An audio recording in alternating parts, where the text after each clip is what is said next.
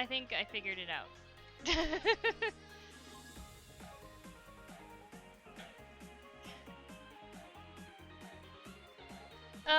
Because it allows you to do different channels.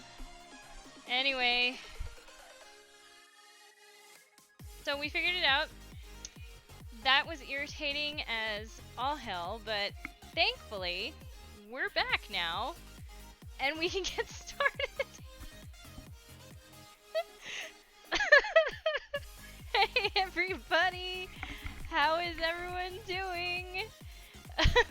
We're gonna do our first absolute beginner's tutorial today.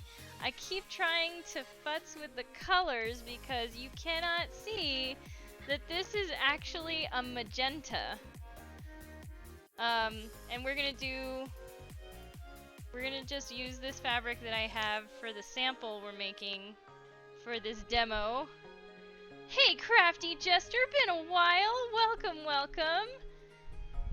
I mean, it looks kind of orange, but anyway, you get the picture, you get the idea. Mostly you just need the shapes. Although I did want to go over some color theory, so we are starting from the very beginning, everyone. We are going to go over Simplicity 8444, and I have two sizes, just in case. So I have the larger size range and the smaller size range, and I wanted to go over how to read this envelope. I wanted to ask questions first to see how many in the chat already know about these things, or if you're just interested in watching the whole thing. I have some samples here of some lace of what not to use. For instance, this travesty, and it's a Rochelle lace, and Rochelle lace can come made in different materials. This one is. This is the stuff that you find in Joann's or in Walmart in their trims section. And it is so scratchy. I mean, I think the only thing I would use this for is maybe doll clothes, but even then, it's like I'd feel sorry for the doll. It's that bad. So, yeah, let's see. So shiny new thing is here. You've lurked in the past, I know. You've been vocal sometimes, like active in the chat once in a while, but it's nice to have you in the chat again. You'll be pretty quiet, spinning some yarn. Yes, I can turn down the music a bit. Yes, I have a different. I'm using pretzel this time, so it's always different. Here, let's turn that down. How's that? Is that better? Is that better though? We're gonna do, I'm gonna make sure, I realize now what my problem was. Make sure we have all of these things properly configured. I was learning about channels and audio channels when you're doing recordings with Streamlabs, so I think that's what happened when I messed with things. And of course, Cal is yelling at me. I know. You just want all the attention. I don't get it though. Hey Jack, how you doing? Yeah, that's better. Good. Okay. Sweetheart, I love you and all, but I gotta get started on this, so you're gonna go in timeout. Yes, I love you though. You're so fluffy. Mwah. You're purring too. Oh, I feel bad now, but hey, he's gonna keep you company.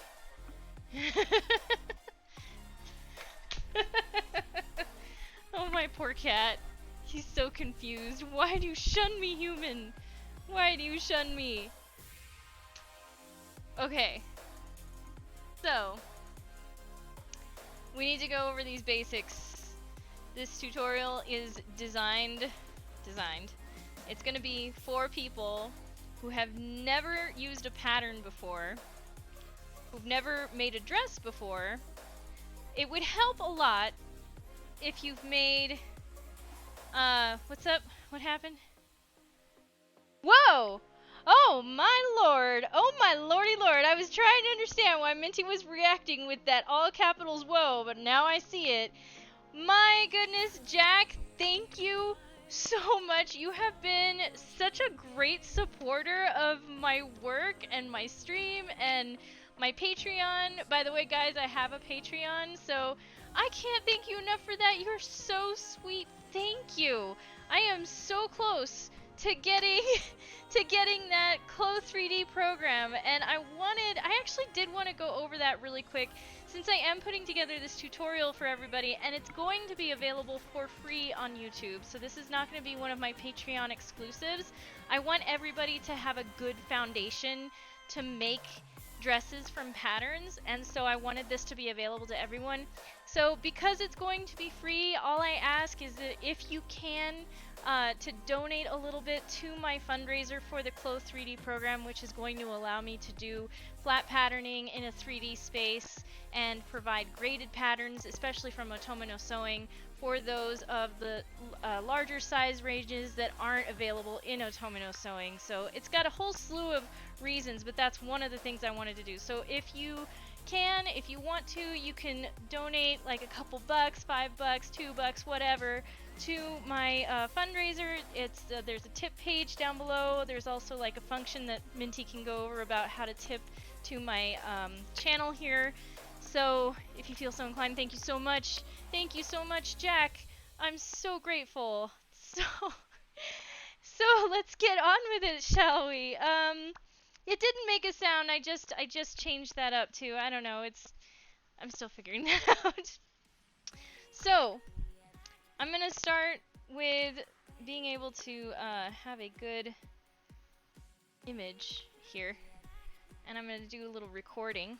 So we're gonna start recording now, so I can have this for later, for posterity. Okay, so we have our pattern. We looked through all those patterns in the pattern catalog at the store. We found that one that we want, and we find the number. We go through the drawer and we find the envelope with that number on it. In this case, it is Simplicity 8444, the Lolita jump skirt. Contrary to some popular belief, this is not a very complicated thing to put together.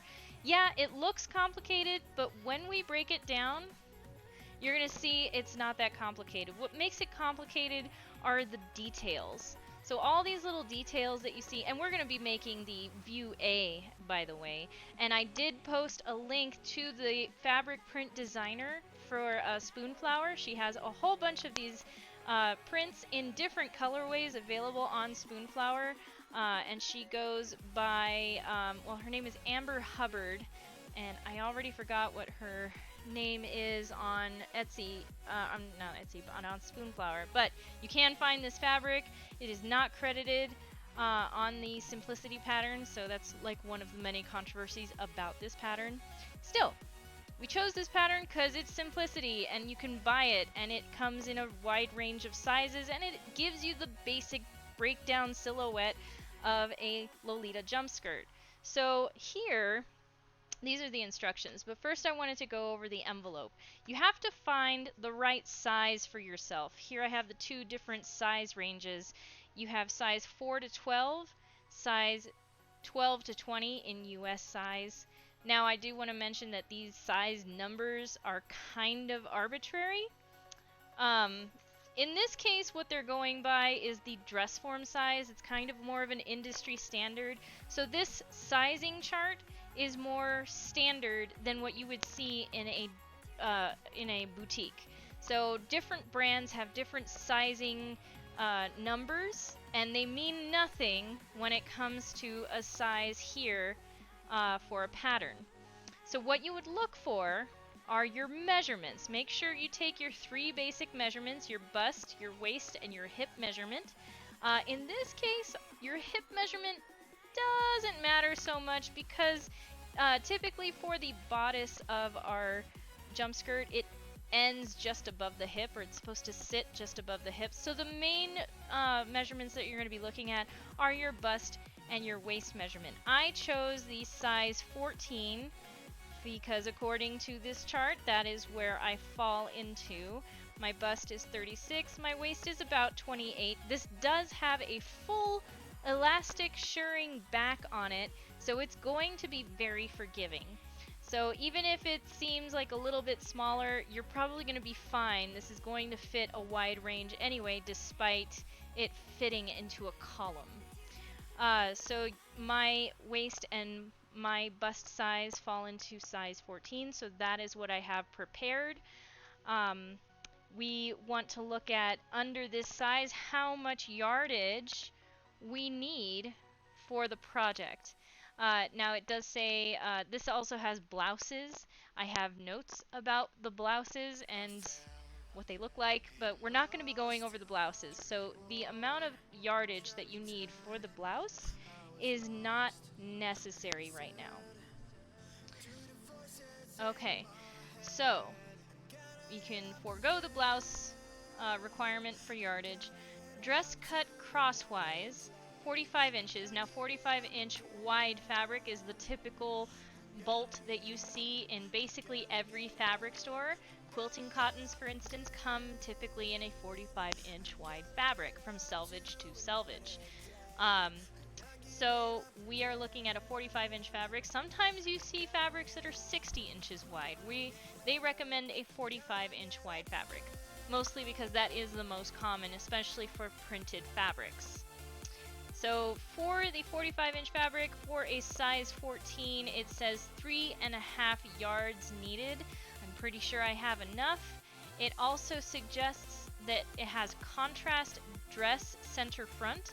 So on this design, you have a contrast fabric that's sort of, I don't know what to call it really, it's just a contrast fabric in the center front of the bodice. It's kind of meant to look like what's called a stomacher for 18th century clothing, which was an external part that was inserted into a dress and then pinned in. But that's kind of the illusion that we're going for. So a contrast fabric for the center front of the bodice, and the rest of it is 3.5 yards of fabric for my size 14 that I'll be doing.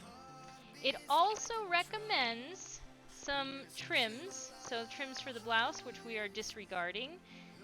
Trims for the dress, it recommends 3.1/8 yards of 3.5-inch wide flat lace. Here's another note that I wanted to go over. On the sample, they recommend to use Ruffle lace, or at least that's what they used when I was looking at the designers. Andrea Shu, she has a blog post going over the making of this pattern, and then somebody else did too, basically using Ruffle lace all along this top part and on the shoulder straps. I highly discourage the use of Ruffle lace. Please, if you want to have something that looks a little bit nicer than a handmade or, you know, one of your first time made things, I would recommend looking for something other than Ruffle. Ruffle is this cheap stuff. It's very easy to produce. A lot of the time it's kind of plastic feeling, and it just does not look good or feel good. So you want something a little bit better. I have this, and I think I actually have enough of it that I could probably use it. This is a little bit better. This is a Clooney lace, and it kind of looks crocheted. So what we'll be doing is we're going to be using this instead for the shoulder straps. I don't know if we'll be getting to the application of the lace today, but I did want to show that to you.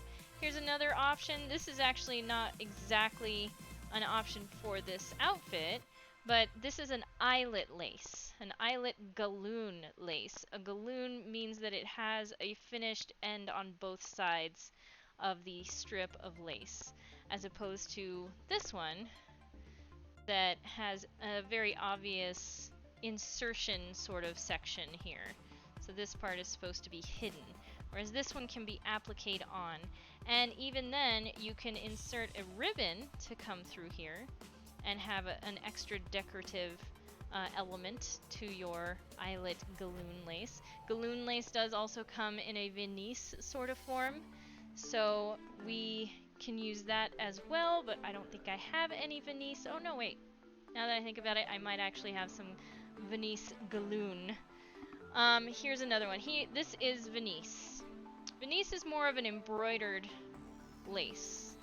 It's a little bit nicer, not scratchy. It's made of cotton in this case, but you do find it made of polyester. That does not necessarily mean that it is of low quality if it is made with polyester. You'll find a lot of Venice lace is polyester, but it still has the same general feel and hand of something made of cotton. So it's just that cotton or rayon, for instance, this is rayon. This is also a Venice lace. These take dye a lot easier. Rayon takes dye really, really nicely, and so does nylon. Obviously, so does cotton. So polyester, if you do have a lace like this that is polyester, you're going to have to use a special kind of dye, which RIT and iPoly does also provide. iDye is the brand, and then iDye Poly is specifically for polyester since it has to stain plastics, which polyester is. And then you have RIT Dye More series, and that is also designed for polyester. Okay, so that's going over the trims. We'll get to sift through all of this when we get to that portion of the tutorial. Now, another thing that you're going to need if you are watching this in a VOD sort of format, if you're watching this after the fact, I want you to be able to get 5 safety pins. You're going to need 5 safety pins. I got these at Walgreens, and there's a sewing section at Walgreens, so you're going to need 5 small-ish safety pins. So, what, these are like 1.5 inches. These are going to be your bodkins. A bodkin is something that allows you to pull string or ribbon or elastic in this case through a channel that we'll be making for the full shirring. So in thinking about how this dress is constructed, there are going to be a couple changes to the method of construction, which I hope everybody will be happy for, because frankly, I was looking at these instructions and I'm going, what the? Why? Why do you do this? So I think we went over almost everything. We went through the trims. I did try to find some satin ribbon that was acceptable for this design. The other thing too, the design recommends and is designed this way to have this little cross ribbon kind of faux corset lacing thing going up the center front of the bodice. You can do that. I think this would be acceptable. It's actually a little thinner than what they recommend. They're recommending, I think, a 3/8 inch wide ribbon. This is a 1/4 inch wide. So something a little bit wider than this would be better, but this should still work if you chose to do that design element.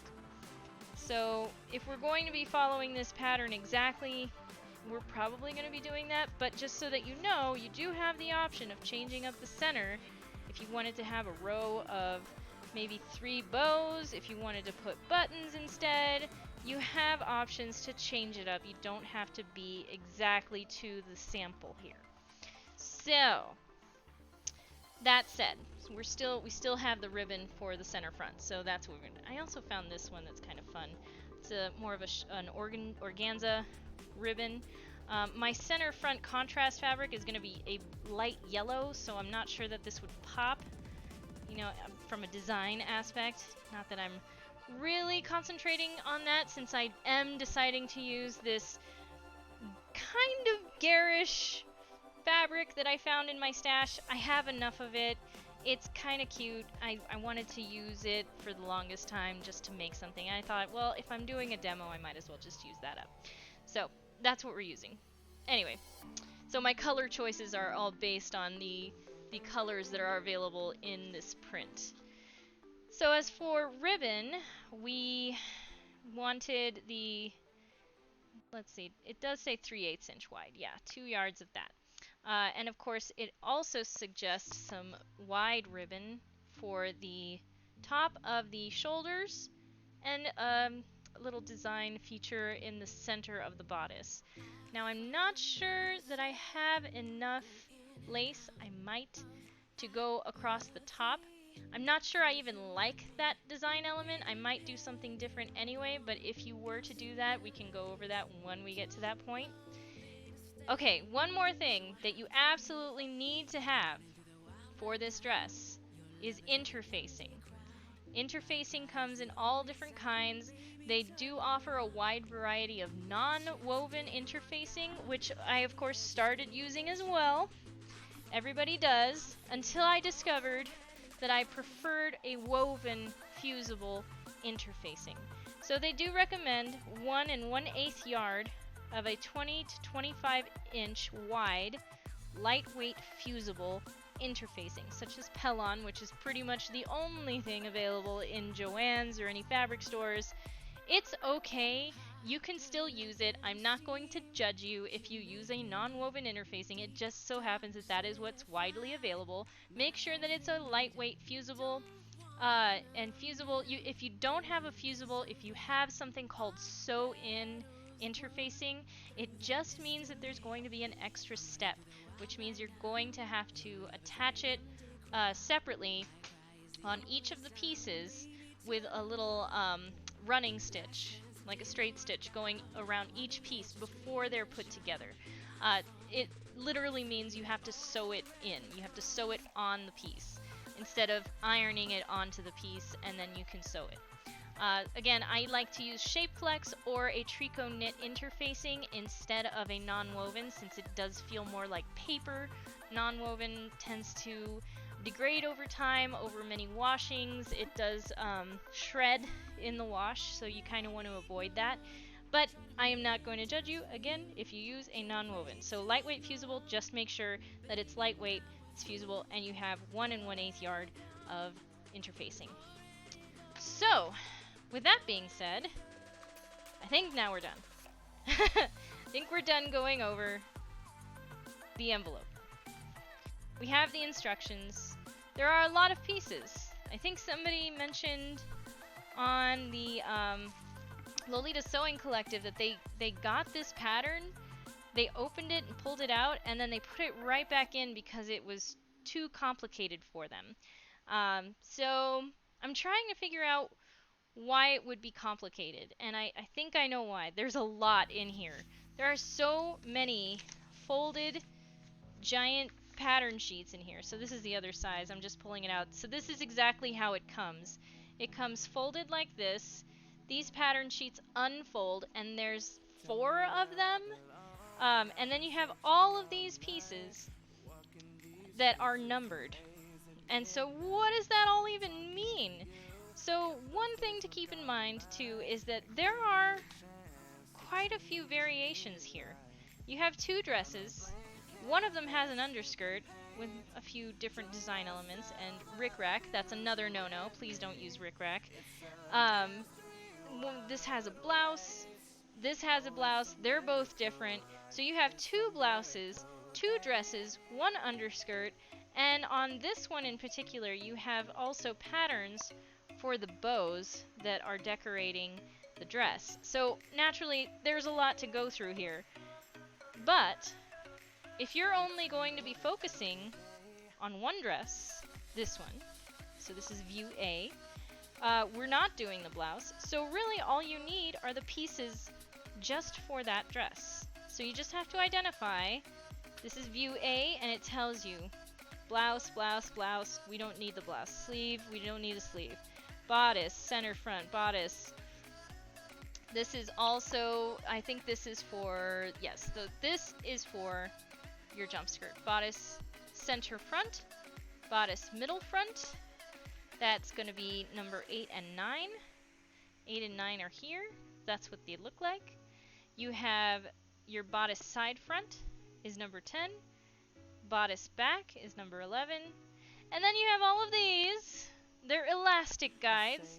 So I actually cut those out. I didn't even bother like separating them because you don't really need to. I have them all kind of folded over here.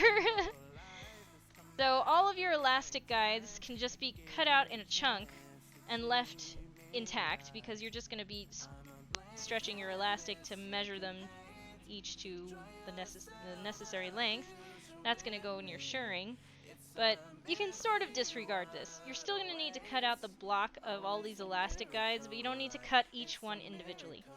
Next, you need your shoulder strap, naturally.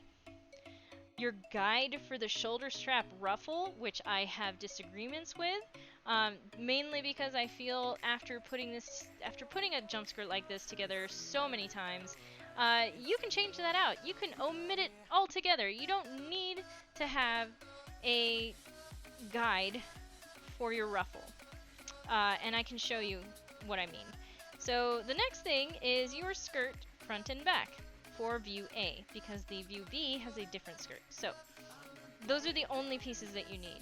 Center, this little piece on the side front, back bodice, skirt, shoulder strap. And the rest are just like little guides for you. So really, once it's broken down, you only have about 5 pieces. 5, let's see, 5, 6, 7. So you have 7 pattern pieces that you need. Out of all of these pattern pieces, you're only going to be using 7 of them. Okay? So don't be intimidated. You just need to break it down to the thing that you're going to be making out of the pattern, identify where they are on these giant pattern sheets, and sort of cut them out. What I ended up doing when I unfurled everything and decided to start cutting things out, I just cut around them. I just like take chunks out. Sometimes the reason I do this is so that I can keep the grading intact. So I have all my pieces here. So something like this. This is the shoulder strap, for instance. This is pattern piece number 17. And the shoulder strap has some variations here. Here are the graded differences. We're going for a size 14, so that's where our line ends. I didn't want to cut it to my size 14 because maybe somebody will want this dress in a size 20 or size 18. So what I ended up doing is I just went ahead and traced it with my tracing paper. And so now I have one cut in size 14, but I still have my original pattern piece intact if I need to use this again for a different size. So we have that one done. I can start putting things aside. We have our bodice side front. This is the side piece, so there is no grading for the side piece. They're all the same for every size in this size range. And that one, oh yeah, I did cut out the bows in case you guys wanted to see how a bow is put together. Even though the bow in this case goes to the B view, you can still choose to mix it up and make the B side or B view bow and apply it somewhere to your view A. Your options are limitless. Hey Sierra, welcome! Glad you could make it too! We're just going over a few things here and trying to break down this seemingly complicated but not so complicated actually pattern. So we have our bodice side front. We have our center front bodice, and I did mark points here where you're supposed to do your little crisscross thing if you choose to do that as a design element. And then our center back bodice actually gets folded in half. It's cut on a center fold, and then it is folded like this when it's put together. So you're going to have a piece like this with little lines, little channels going this way, and that's where we're going to put our elastic through. But when you see the pattern piece, it looks very long, and you have these arrows here that point to a line that says this is going to be placed on a fold, so that actually when you unfurl it, it's a mirrored piece of itself and you have one giant piece. Here's what I meant about the elastic guide. So these are different lengths for the back shirring. So back 5th, 4th, 3rd, 2nd. So really what it's supposed to do is go like this. So from top to bottom. This is the one that goes around your waist. This was the one that goes around the top around your shoulders. I just kept it intact like this. I didn't want to cut it for one. Also, I wanted to just take my elastic and place it on the line of 14 and just bring it out till 14 and cut it there, because you don't need to have these separated. So keeping this intact is probably a little bit easier. You don't have to cut that out. Again, this is the center front, or no, excuse me, this is that weird side piece, bodice middle front, I suppose. So that gets attached here. The other thing I wanted to mention as well, you have these little triangles. Now, those of you who are familiar with my channel know that I am very salty about people who use these little triangles and cut outward. That is a waste of time, and you don't need to do it. I don't know why grandmothers everywhere were teaching their kids how to sew with cutting out these little painstaking little triangles. These are notches. These are placement markers. So all you have to do is put a little clip on the side, and we're going to show you how to do that when I start cutting out all this fabric. And then you use those as little milestones, for instance, little ways to make sure that it's going to fit in the place that it needs to. So that's going to be a sewing technique as well. This one is saying that it goes to the center front. The center front is this piece. So you have your double and then your two singles here, so you can see how the puzzle piece is starting to fit together. So this is essentially the entire front of the bodice. You have one of these cut out, two of these, and two of these, and so on the other side you're going to have that whole bodice. Again, I traced this one to make sure that I can keep the rest of the grading intact, and we're going for a size 14, so I traced size 14, and I made sure my notches are marked here. So, because we traced this and I don't need it anymore right now, I'm going to fold this somewhat carefully and put it away. I'm starting to pile my... Oh, well, this we will need, yes, the elastic guide. This we don't. This we do. And I'm going to go over the skirt, too, in a minute, because there's something I need to say about the skirt. This we won't need, because I traced this.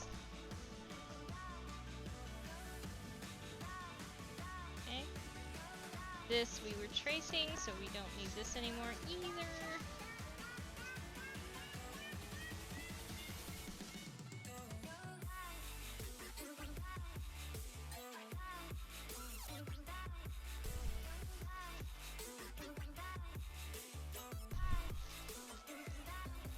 Uh-oh, lower quality.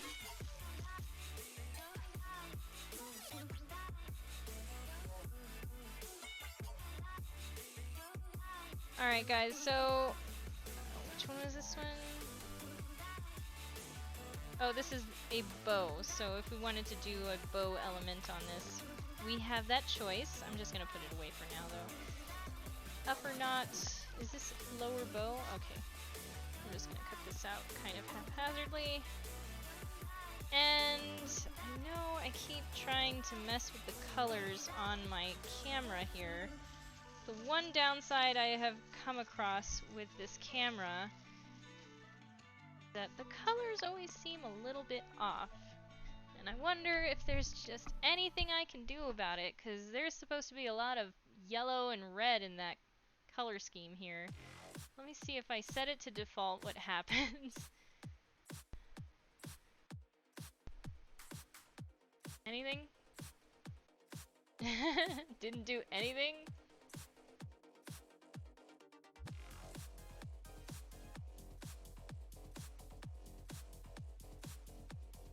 Well, what about my filters? Are those on?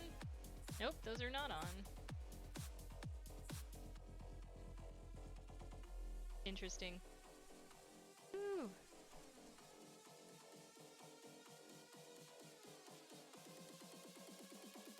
I mean, you can sort of see it there. That's a little better.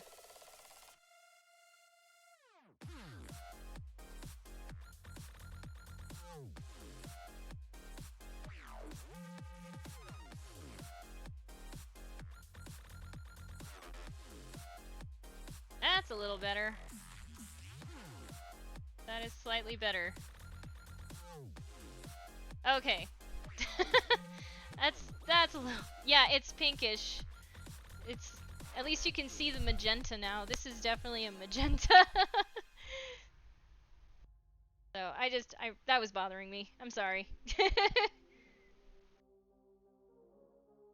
Okay.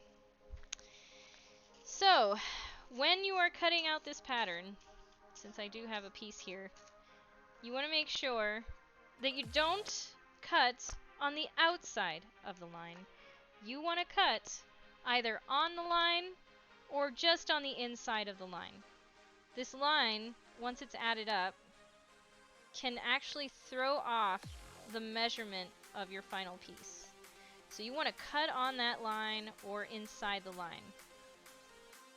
It's not a pretty border. It's just there to outline your piece, and you want to get rid of it.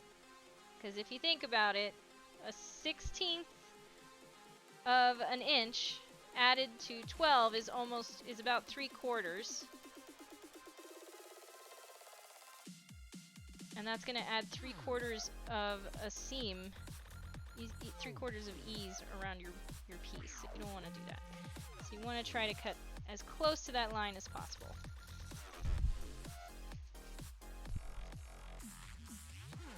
Okay. So this is just a little bow knot thing that we were maybe thinking of doing. So the other thing that I have issues with, I mentioned it just earlier, your guide for a shoulder strap ruffle.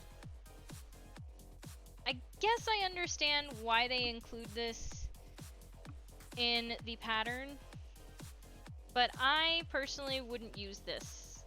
I think it's just an extra step that if you just knew a little bit more about putting in trim, you don't need this. And also, the fact that they advise you to have such a wide Ruffle lace on the shoulder, it's kind of clownish to me. Ruffle lace, first of all, but also it's so big. Usually you don't see anything quite this wide on a shoulder strap in Lolita fashion. So yeah, this dress is not considered Lolita fashion per se. Let's just be clear about that. I have no illusions, I should say illusions, to the fact that this is not Lolita. Okay, this is close enough so that you get the basic idea of the shapes involved in making a jump skirt. What I consider better Lolita are anything in the Otome no Sewing books. So, we're still using this because this is what's available, and Otome no Sewing is in Japanese, and not everybody has the basis foundation for putting together patterns or reading Japanese at all. So, that's why we're doing this. Okay, so we're putting this away. We don't need that right now. The thing about the skirt, which I found really interesting, I'm not really gonna bother using the pattern for the skirt, and you'll never guess why. So, folded, this equals one panel of a 45-inch wide fabric. You are making a rectangle skirt. If you don't know what a rectangle skirt is, what it is you basically take your folded fabric, this fabric for instance, okay, it's open here, the fold is on this side, you measure down, I don't know, 18, 20 inches, however long you want your skirt to be, you cut across this way twice, and that's your skirt. You basically have exactly two rectangles, and you put them together, and that creates your skirt. They're using a rectangle skirt foundation for the pattern here. The only difference that I would caution you about is if you are using a border print. This is why the pattern, which you see here, you have your arrows pointing to this line that says this should be on a center fold. This is the reason that the pattern requires 3.5 yards of fabric. So if you have a border print instead, this is an all over print, so I don't need to necessarily have it on a fold to maintain the integrity of that border print going all the way around the circumference of the hem. Instead, what you would have to do, because most border prints are printed this way, going down the selvage, actually. It's down here on the selvage. So, if you had a border print going down on the selvage, you want to make sure that this is going lengthwise, this way. It's the only reason why they recommend that you have this on a centerfold, so that you can maintain the entire border print going around even to the side seam. That's why. If you do not have a border print, you don't need to worry about this. You can do a rectangle skirt just like normal, probably one of the easiest things anybody can make as a starter Lolita thing, and go from there. So if you are using a border print, let me know and I can walk you through it. But for this pattern, because it's exactly like a rectangle skirt, I'm going to be making a rectangle skirt, which means this is going to make it a lot easier to put together the back and the front. So there is this thing in the instructions that I fundamentally disagree with, which I was going to go over really quick here. So again, you have a lot of pieces here that they have instructions for. The instructions are usually broken down by the piece, like blouse A, dress A, and things like that. So you're going to be looking for the piece that you're working on. Excuse me, I need a drink of water. Whew. Oh good, it's going to be so easy then. It'll still be easy even if you did have a border print, and the reason why I have you get 5 safety pins is kind of partly tied to that. It's the way that they have you do the back. That's what I was gonna go over real quick. So this is for the blouse. Disregard, disregard, we're not making a blouse, so you don't need to look at that. They do have suggestions on the layout, how to cut things so that you use the maximum amount of fabric at your disposal, things like that. So basically the dress is, this is supposed to be unfurled, like unfolded completely, 3.5 yards worth. You would probably have to cut it on your floor because even my pattern table isn't big enough to handle this, but basically to cut it with the fold here. And yeah, so they have suggestions for your placement, your layout. It's called spreading in a factory. They have some suggestions. They give you a little legend here of what these symbols mean. For instance, this line is your grain line.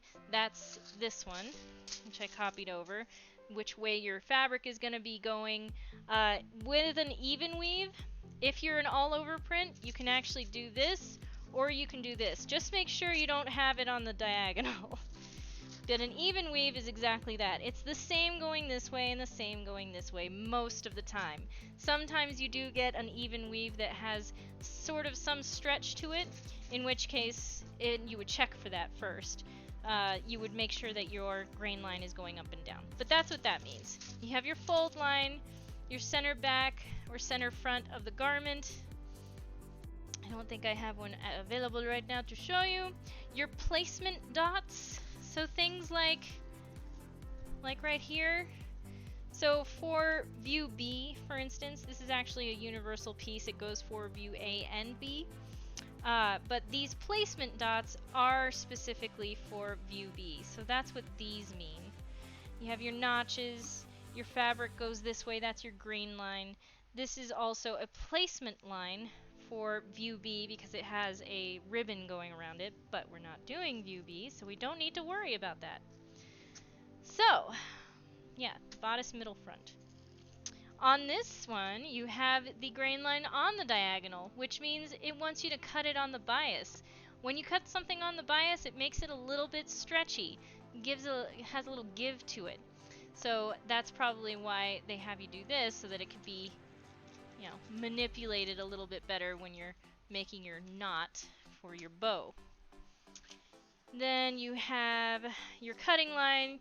If it has lengthening or shortening, it would say that. Your typical seam allowance is 5/8. unless otherwise specified. For instance, on the shoulder strap, I do believe it actually says 3/8 seam allowance. On this bow, for instance, it says right on there 3/8 seam allowance, but otherwise just assume that the seam allowance is 5/8. That's pretty typical for commercial patterns. The seam allowance is already drafted into the pattern, so you don't have to add that yourself. So that makes life a little easier, as opposed to Otome no Sewing, where you do not only have to draft the pattern, but also add the seam allowance. Even on the pattern sheet in Otome no Sewing, once you trace it, it has to be added with a seam allowance, and the seam allowance is typically 1 centimeter, unless otherwise specified. Same here. It gives you some basic sewing directions, but we're going to be going over all of that. I have some notes about how to do things that might make it a little bit easier. Yeah, cutting and marking, so I'm just trying to see here if there's anything else I might need to go over before I get to, oh yes, blouse disregard. We're not doing a blouse. If anybody has any questions, go ahead and lay it on me in the chat, and I will try to address them as soon as I see them. So, here is the disagreement that I have. They tell you to put the shirred back bodice with the elastic already in it together with the front before the skirt is sewn on to the back. That makes it really difficult, especially when you already have elastic in it. You're gonna have to stretch that thing and somehow make sure that it stays. So I'm gonna go over a method of how to put together the back bodice with the skirt, the front bodice with the skirt. You can even sew it up the side, and then you bring the elastic through. We're basically going to be taking 5 of these safety pins. We're going to prepare our back bodice ahead of time with the channels, the casings, if you will. The casings are these little narrow places, narrow, what do I want to say, like crevices? I don't know. What's I'm trying to think of the right word. Not vacuum. Narrow places. Empty places where we're going to be putting in our elastic here. We are going to put in our casings once it's all, you know, folded and stuff. And then we're going to preload each of the casings with a bobbin that has elastic. We're going to make sure that it stops right at the end so that the bobbins, the safety pins in this case, are going to be floating just inside in the middle somewhere with their ends sort of sticking out. So those are going to stay in there. We put the side seam together, and then we pull the elastic all the way through so that it's elasticated in that case. So the skirt would already be attached before you put elastic in it, and that's going to make everybody's life so much easier. I don't know why they tell you to do this. Why can't they just recommend something like this? Anyway, I'm salty. I'm sorry. The other problem I have are the shoulder straps. In this pattern, they tell you to sew the shoulder straps to the back. Most times, in official dresses, brand dresses, off-brand dresses, even in Otome no Sewing, they have you put in a buttonhole or 2 in your shoulder strap. And then you would sew a button on the back bodice somewhere so that you can have it adjustable, you can undo it, or whatever. But instead, in this pattern, for whatever reason, simplicity, you decided that we have to sew it onto the back. We're not going to do that. You can if you want to. It's fine if you want to do it that way. If you don't want to do a buttonhole, if it's too much of a pain, and I understand if you don't have like a computerized machine like some of us do, it's a little harder to do a buttonhole. But that is my recommendation, is to do a buttonhole and sew on a button in the place where they say to sew it instead. That's all I gotta say about that. So the entire bodice on the front is interfaced, and then it is also lined, so we're just going to be using the same fabric for the lining, considering this piece does not have a facing. a lot of the time you would have a facing piece and then a lining separate piece on the inside. But this does not have that. The lining or the facing would also be interfaced instead of the shell of the piece. Instead, they have you interface the shell itself and lined with the same fabric. So we're just gonna do it that way. That's okay. That's acceptable. We're gonna do this. Okay. So at this point, let me know if you have any questions. Oh, let's see, because I may have missed something while I was talking here. So let's see what was the question. Couple of questions. Okay, so sorry. I'm so sorry. How do you mark the dots on dark fabric? And is there a dart in the bodice in the pattern? There is no dart in the pattern. What you saw was probably a placement line for view B, and I can show that to you because I just had it and I think I know what you're talking about. Don't be scared.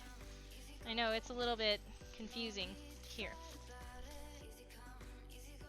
You might have been looking at this part right here. This is a placement line for view B because there's a ribbon that sort of goes around like an Ampere waistline. That's what that's for. And I can go over how to do dots on dark fabric. If you have something called an awl, which I should, somewhere, probably in my toolbox, we're gonna poke a little hole in our pattern, and then you can take a tailor's chalk, if you have a tailor's chalk. So if you have a dark fabric, I have a broken piece of tailor's chalk, but it still works. We're just gonna mark it with the tailor's chalk. Gold Star Tool has a box of tailor's chalk you can get for a pretty decent price, or you can look on eBay for supplies like that too. So let's see. Still find music distracting, probably because I'm old. Okay, I'm sorry about that. Let's see. That was a question that I struggled with every time I had darts. When I had sewing classes, they told me to grab a needle and thread and pass it through the point that you need to mark. You just have to leave a long thread so you can knot both sides, the two fabrics, if you're cutting in the double when you separate them. Yeah, I mean, thread tracing is a thing that's done in tailoring, for instance, and in other, in dressmaking in general, or couture. And that is a method that you could use, but I just mark the fabric with some chalk. I make sure I poke a hole through that pattern. Okay, so what I might end up doing here is I'm gonna mute the music for you guys. So I just realized I'm gonna need to upload this without music or something. Luckily it is DMRC. Oh yes, Shiny, you're welcome.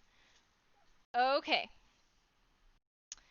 So I think now what we have to do is get started on cutting out our fabric. I have a whole bunch of choices here for ribbons and whatnot, but I haven't quite narrowed it down to something that I like. I might actually have to go out and just buy something that's a little bit better for this print that I chose to use. This is what I would call a Miss Frizzle dress. This is not necessarily a Lolita appropriate print, but it is something I happen to have in my stash. I happen to have enough of it, and it's perfect for a demo because it's basically a quilting cotton, even weave, broadcloth sort of thing. So it works, it's fine. This is fine. And it's bright so you can see it too, so that helps a lot. Alright, I'm just going to stick all of this in my new envelope. I usually create a larger envelope for my pieces, as you can see, a modified pattern envelope here. Haven't quite decided on what to do about the center of the design, but we'll get to that. I did want to do something like, because if you notice on the pattern itself, it's got like a little section. It has your center front and like a little strip that's on the side, and then your side bodice, side front bodice. So I thought it'd be an interesting contrast to have that little strip in this magenta that happens to match Strawberry Shortcake's hair. So this works out. I think this is fine. I said it's fine. I am a silly person. Okay.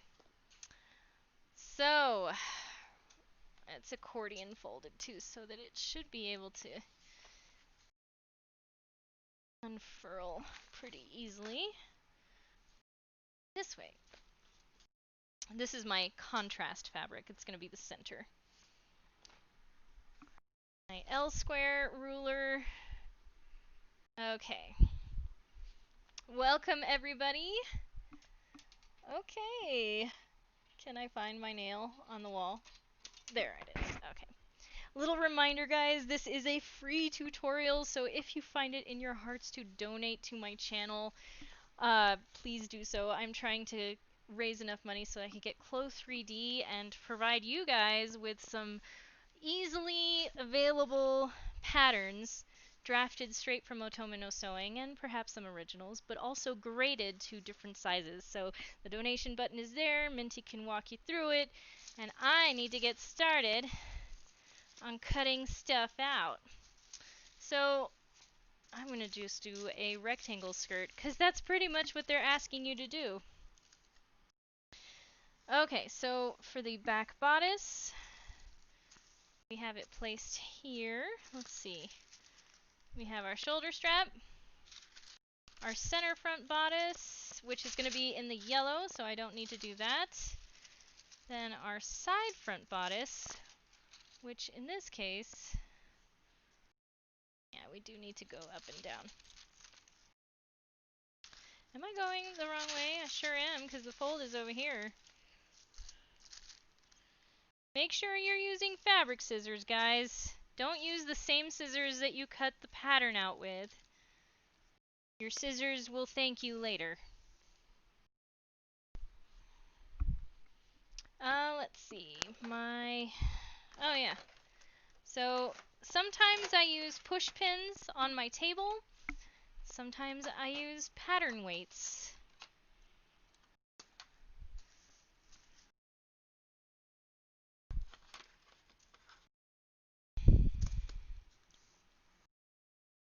Thank you, Minty.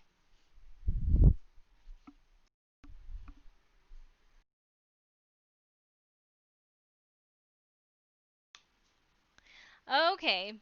So, I mean, there is some debate on what an appropriate Lolita fabric should be. This would not be considered one of them. This is a licensed cartoon fabric, not necessarily good for Lolita. A lot of classic Lolita, you see florals.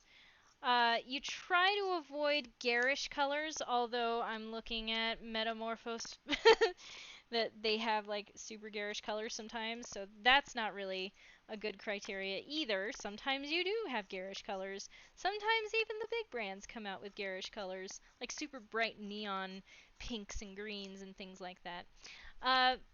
Almost anything can be used for a Lolita dress. You just have to have a good eye for the design of the final garment. So, probably a 1930s floral, 1930s style floral print is not necessarily something that would be aesthetically pleasing. Maybe larger floral prints, for instance. Lots of times you'll get cute prints. Oh, let's see. Might have ordered 4 new pairs of fabric scissors on Friday. Oh, well, good. Fabric scissors, like good ones, that's a good buy. Let's see. You want to avoid satin. Please don't use costume satin. Like Rochelle lace also is not necessarily recommended. Rick-rack, basically anything you can find as far as trims are concerned at Joann's or Hobby Lobby. But the prints themselves also depends on your style and your preference. Cottons, Sometimes you can find a cotton poly blend that works well. Cotton satines have a satin weave, but are made of cotton, so they have the same feel with a slight luster to it, but very, very slight, very subtle.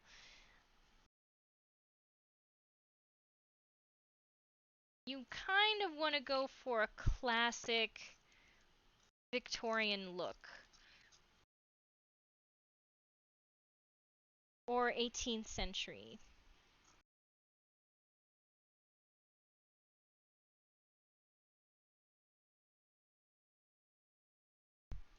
Okay, so before I cut away, or I pull this away, I want to make sure that my notches here, remember I have 2 notches on the side front? We're going to snip those just inside of the seam allowance. Remember, the seam allowance is 5/8. That actually gives you quite a bit of room to work with.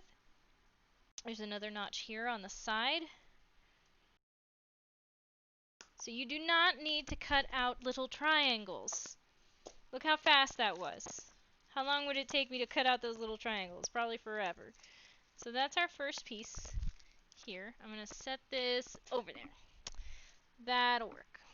Okay, so this one, we do have that same notch. So the notch that we just cut on that side front piece meets up here.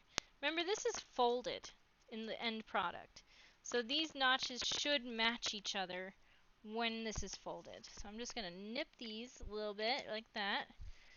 And I'm also going to go ahead and snip here, and here, and here, and here. Those were my placements for casings. And then we also have another casing that's supposed to go right above here. So I will get to that one eventually. But we have our notches for our side front piece to match together, and then I marked the placement for casings, which we're going to fold and iron to mark, so you don't have to draw lines across the fabric. Oh, you're welcome. If you do have more questions about that, if I didn't explain it well enough, just let me know. Okay, and we have that one. So here is our back bodice piece. So see, once this unfolds like this, can I though? There we go.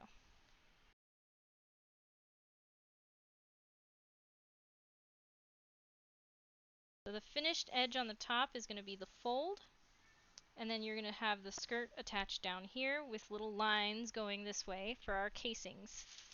One more thing, however, that I'm deciding to do, because I think sewing the shoulder strap onto the back side of this piece is just an awful idea.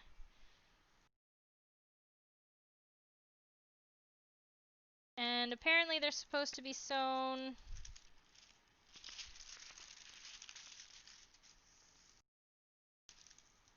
right in the center here.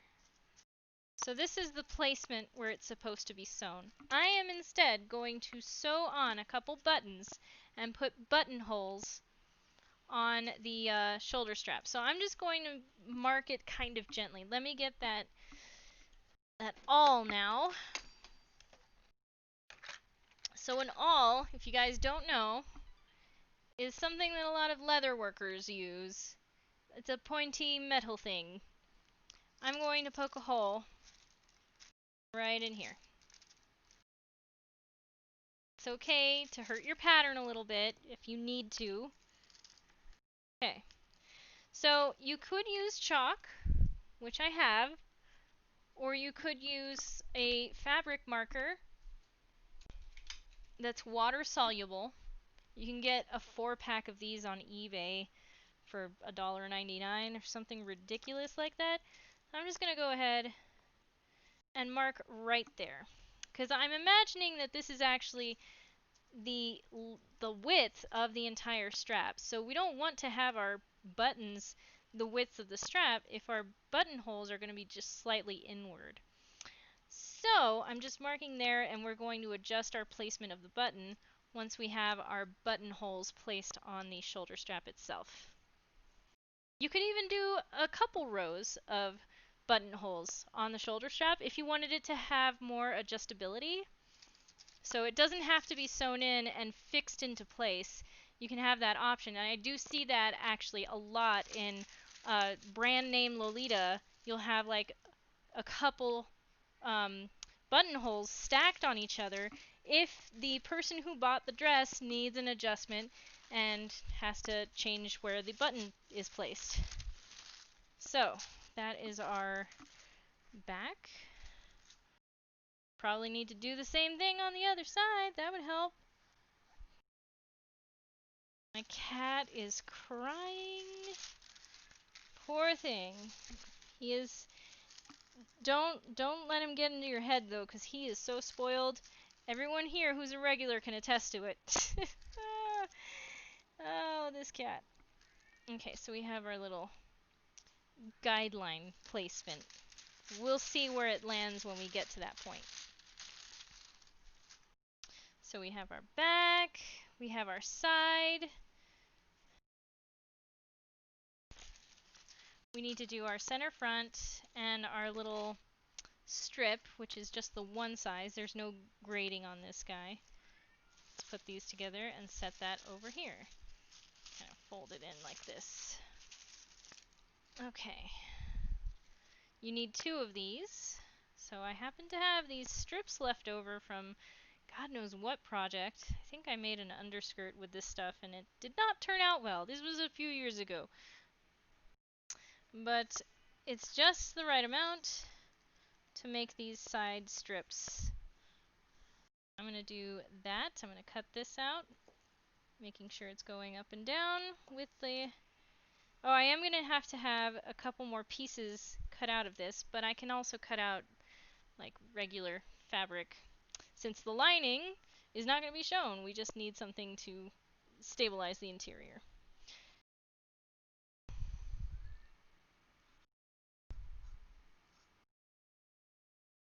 So, main thing is, make sure you have all your pieces cut out before you start putting anything together. I have heard and known some people that cut things out a couple things at a time and then realize that there's a certain step that they missed that required something else to be cut out, which they did not do. So just to have everything all cut out and prepared is best practice.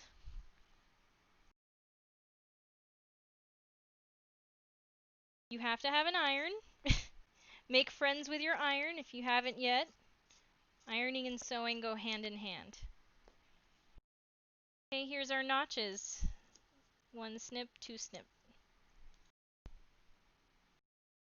Up here and 1 down here. And we are disregarding placement for everything else, because that's for the other view. So here we have our middle, what is it? The middle front, bodice middle front pieces. Okay, there we go. We're just gonna start stacking everything.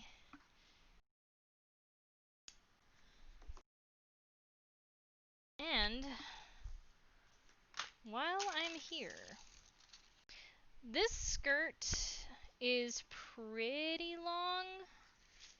I want to say it's pretty long. So here's another little tip. I'm pretty sure that it'll happen with this one. When you have an even weave cotton fabric like this, sometimes you just need to find a straight line. And with any luck, you should be able to do that by ripping it like this. It will always tear on the grain. It might get a little bit lettuce leafed, but you'll find that once it's blocked or ironed and fixed, it's actually perfectly straight. And if you're making strips and strips of ruffle, for instance, you will find that each segment that you've measured and pulled away, that you've torn that way, is always going to be consistent, because it will always tear on the right place. So, starting there, how long do they say this needs to be? I'm just gonna measure the width of this guy. Let me see, where is my measuring tape? I had it right here. I did though. But I did though. I think I was just crazy and cleaning and putting everything away. And I must have thrown everything in my toolbox. So it says, ooh, it's really long. So this skirt is pretty long for Lolita. Which is not necessarily a bad thing. I actually like them long like that. So it's about 23 inches. You can always shorten it if you don't like it that long, if you wanted it shorter.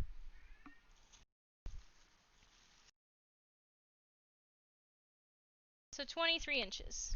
What did I just do? Did I just put away my measuring tape? Yes. Okay. So here, now we're going to cut 2 panels out of this fabric. This is going to be our skirt. At the top, measuring 23. 23 is right here. I'm going to mark that with my... Oh, it happens to be right on something that's like aqua colored. That is... Okay.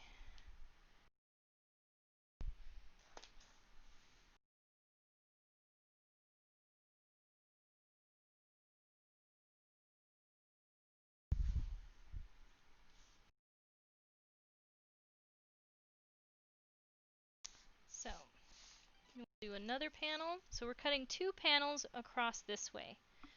And actually, I'm going to be ripping it. And it's going to be completely even with the other. Here, 23.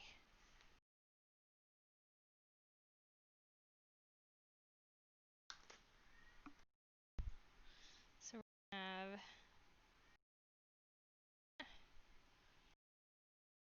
here. And this one here.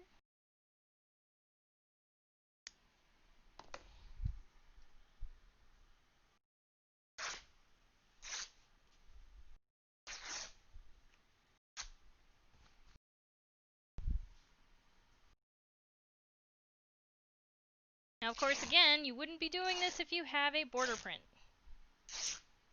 Or we don't have a border print. A rectangle skirt. And hey, we have this much left over. So, if I wanted to make a head bow or something, or some sort of accessory like a little bag, I have enough to do probably both of those things.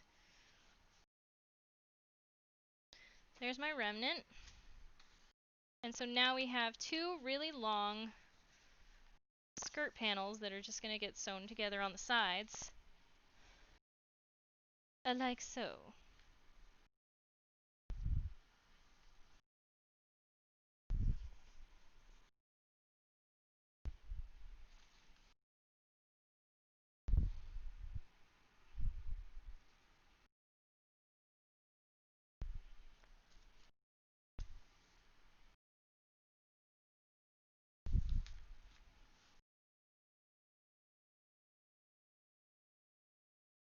Okay, so we're starting to have all the pieces in order. We have our skirt, our side bodice, back bodice, middle front. Front. I guess there's really no other way to describe it. More remnant, so probably more material to make a head bow out of, if we so chose. There's also this.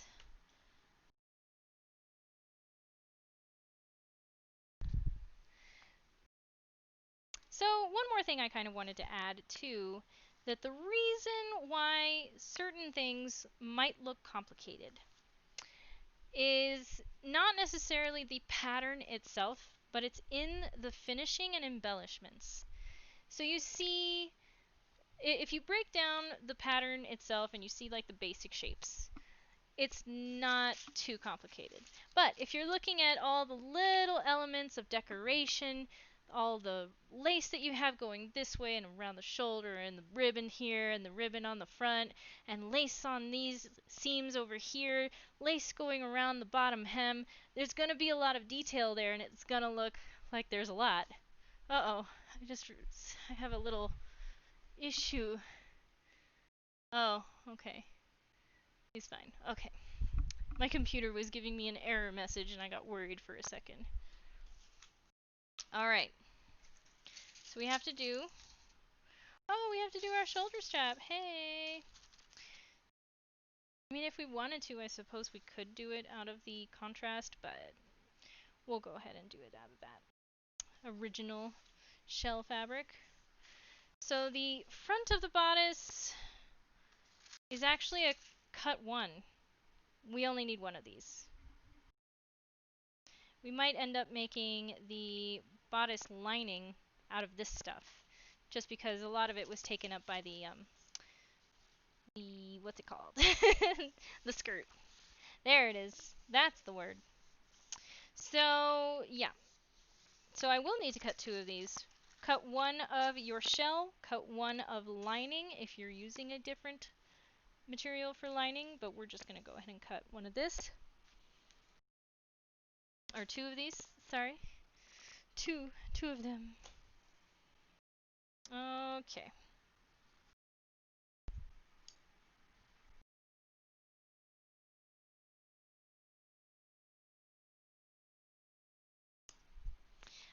If you don't have pattern weights, don't worry. Most people use pins. You pin your pattern to the fabric. It's actually how I learned. We did not have fancy pattern weights when I was growing up and my mom was teaching me how to sew, so we pinned everything. Also, make sure that you iron your pattern. It is so much easier to work with when you iron your pattern. Yes, you can iron your pattern. Paper can be ironed, guys.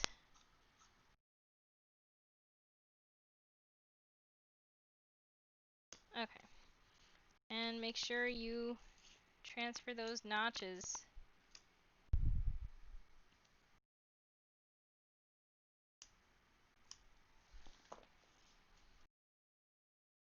So, I am still deciding whether or not to do that crisscross thing. I suppose I could. Might as well go ahead and do that now. So we're only going to be doing that on 1 of these. Pull that aside.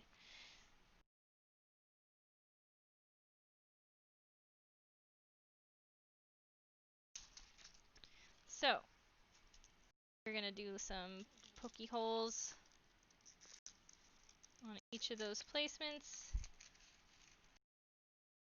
You can use, again, a tailor's chalk, or if you have one, a water-soluble marker. They do sell those at Joann's and at Hobby Lobby. In fact, I think they come in a pack. There's like a purple one and a blue one. I think the purple one is air-soluble. So these are just our placements for the little crisscross ribbons. We'll just go ahead and put that in so you can see this process again.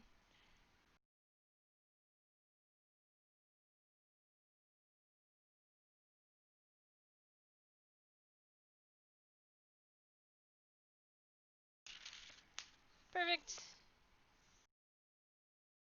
Darken these a little bit. Yeah, you can spray some water on these marks and they'll go right away. Okay, that's good. So now we have our ribbon placement there. 1 is going to be a lining, because I guess we're cutting out our lining out of the yellow, which is fine.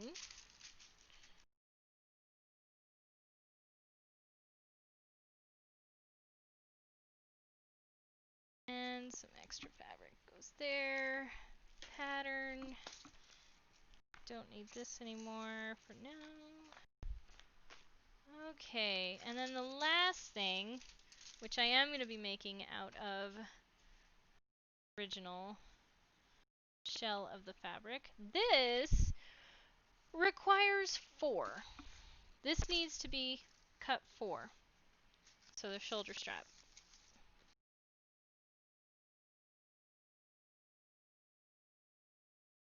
So on my fabric, and a lot of the time you will find this, when you're pulling it from the selvage here and then the fold here, you might get a little bit of stretch. Not so much going up and down, but side to side, sometimes you do get that stretch. So I know it says that the grain line, I guess it is. So the grain line marking here looks like a 1. It's actually arrows pointing this way and this way. It means that up and down follows that arrow. So this is supposed to go this way. I'm not exactly sure why it wants the... If it has any stretch to it, if it wants the stretch to go this way, maybe because of shoulder strap comfort, adjustability, that sort of thing. We're just gonna do the way it says in the pattern. That's fine. Grain line. This way. So we're just gonna cut this out twice. With it double folded. So if it's folded, we're cutting out 2, and they're gonna be mirror images of each other. Okay.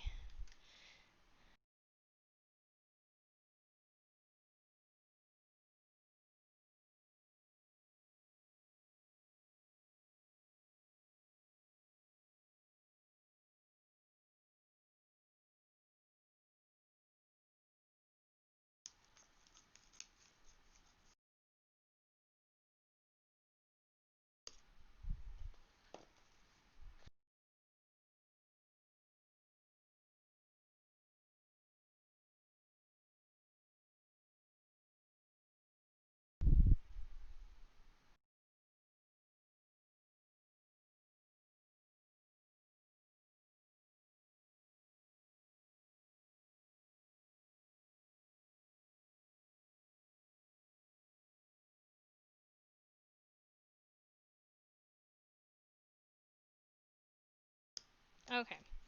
So you do have placement marks here as well. For instance, you have this little dot right here. It's like a tiny little circle in the middle of the pattern. It's for, in the original piece, it has little ribbon bows that sit on top of the shoulder strap. So that's the placement marking for that. Down here is the placement marking for the front bodice. And then over here is the travesty that is sewing across the back bodice placement marks. So I have so many feelings about doing it that way. But whatever. Sometimes I like to keep these little strips because if you are walking away from a project, these are handy to have so that you can roll up all your pieces from your project and then bundle them. Hello! Next, oh my gosh, it's an axolotl. Can I say axolotl? I don't know how to say your first part, the first part of your name. I'm so sorry. But hello and welcome. Oh, it would be super cute with a strawberry bag. That's for sure. That is for sure. Hello, hello. Okay, so this is 1. So we're gonna do that there. I'm gonna cut 1 more. I'm still gonna have plenty to make an accessory, perhaps. I'm just gonna make sure this pattern piece goes right up against my cut edge from the previous one to minimize my waste.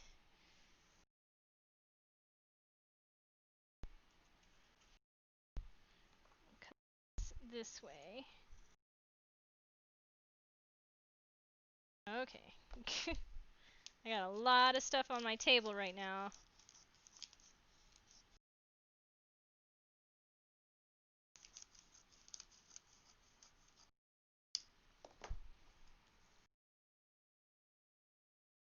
Just make sure we got it nice. It's pretty good.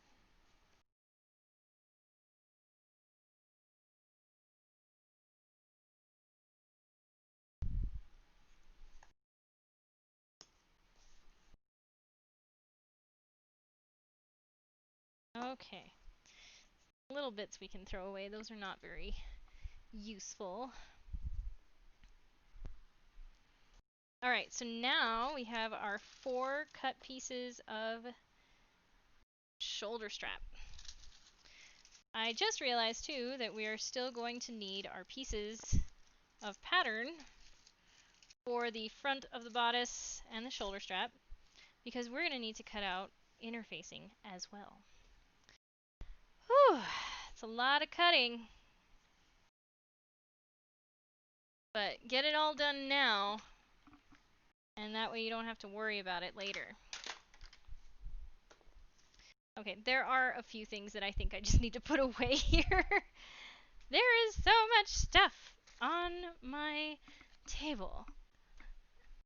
I was going through just a bunch of boxes, trying to find trims appropriate for this dress. And somewhat successful, although I swear I thought I had a 3/8 inch magenta colored satin ribbon.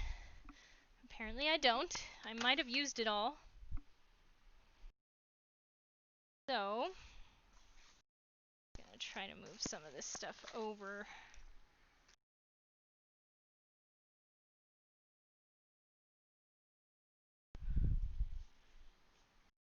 Yeah, all the ribbon.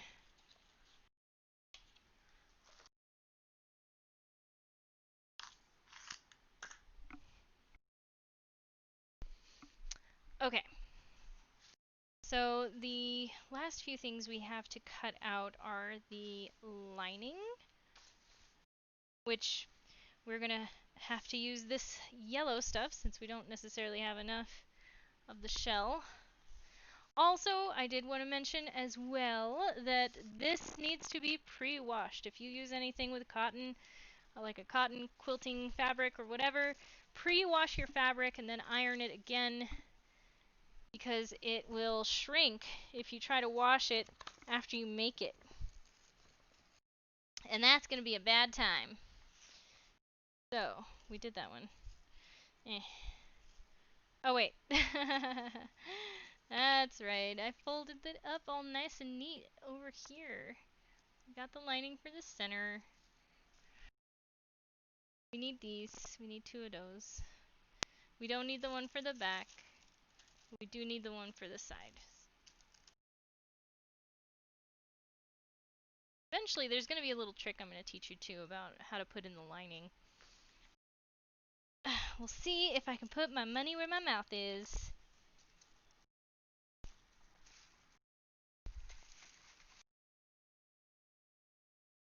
Okay, so I think we have other relevant pieces.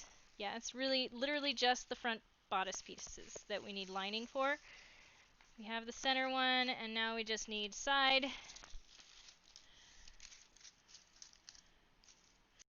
And this guy. Not bad.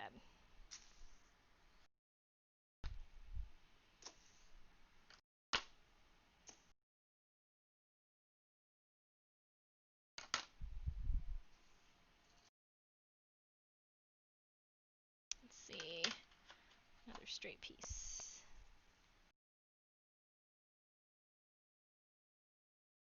Try to minimize our waste.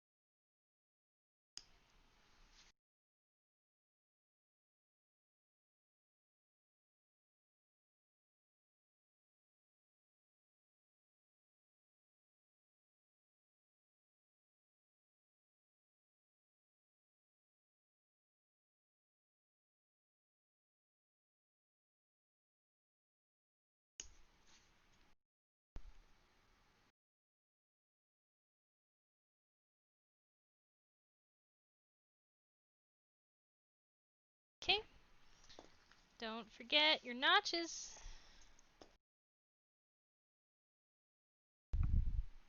Because you still have to put these together. These are going to help you when you do that, especially on curves. So, now we have our lining. And the side middle, or whatever, bodice middle.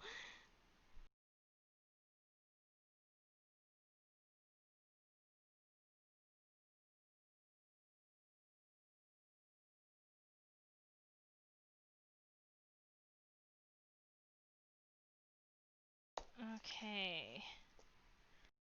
And our notches.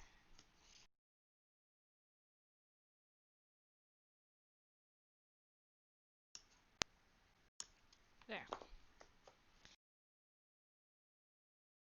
Now we have all our main pieces cut out. We can put away. Can't put away. We can't put this away. We need. Did I do that already? Must have done that already. We need shoulder strap. All the pieces for this, the front bits. Front bits. Including the one that I stuck in here. I know I did.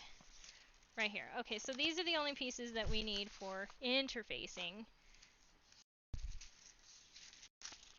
1, 2, 3, and 4 pieces.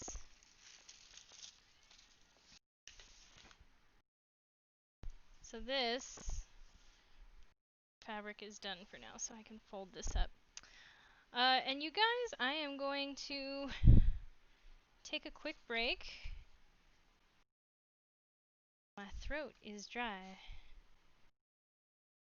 So if I can have 5 minutes interlude, intermission, we'll be back in 5 minutes.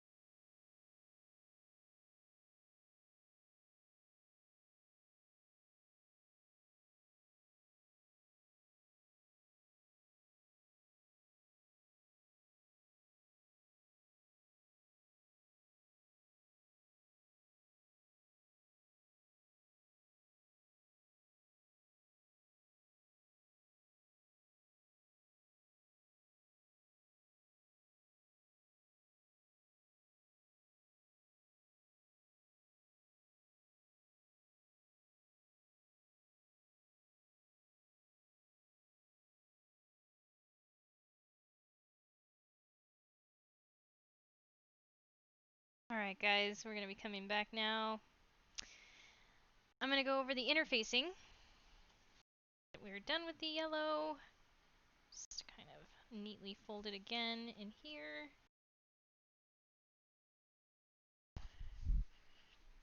Remember guys, if you feel so inclined, you can donate to the channel. I am doing a fundraiser for Clothes 3D. That would help tremendously towards my goal.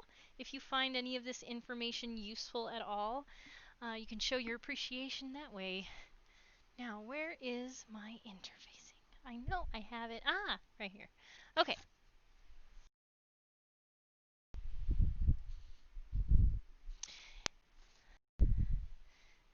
Oh, good. I'm so glad. And again, if you have any questions, if you want me to slow down, you just let me know, and I will do that for you. I'll go over anything you need me to. So the two different types of interfacing that I personally choose to use are woven, fusible cotton interfacing. This is called Shapeflex. Yes, it is a Pellon brand interfacing, but it's way better than their non-woven stuff. So if you can find this at Joann's and Hobby Lobby.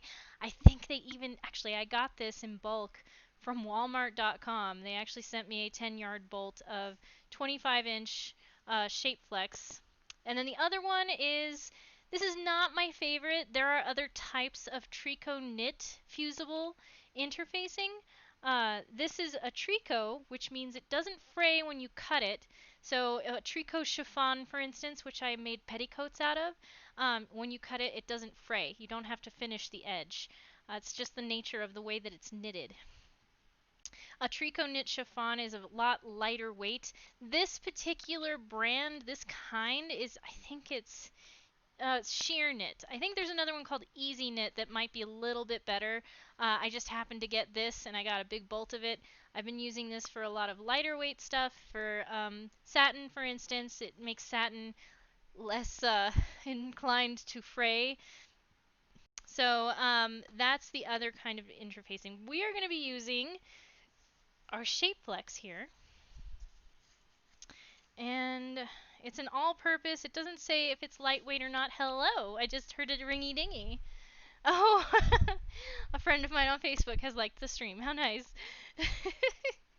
We're going to be using our Shapeflex to interface our shell bodice piece. When I say shell, that's the outer facing material on the dress, and then we have the lining. Usually, you have a facing, which is a small, like, echo of the front of the piece. And that part is interfaced and then sewn across the top to finish that top edge. Instead, for this pattern, they just have it lined with a same fabric, so another broadcloth or even weave, cotton fabric, whatever, and then it's just finished that way, and it's the shell itself that is interfaced. So we're going to be doing it the way that the pattern says, and I'm going to be cutting out just those 4 pieces for the interfacing. And then we can get started on fusing. Again, if you have a sew-in interfacing, you're going to have to sew it around these pieces, and you won't have the benefit of a fusing, but it's still doable. Sew-in is what they had before we had adhesives that you could just iron on. So this piece is a single piece. This is the very center front. A lot of the time you might have this folded, like you might have a piece like this and it says to cut on fold. You might see that a lot, but in this case it's already just one piece and we're just going to be cutting it out this way.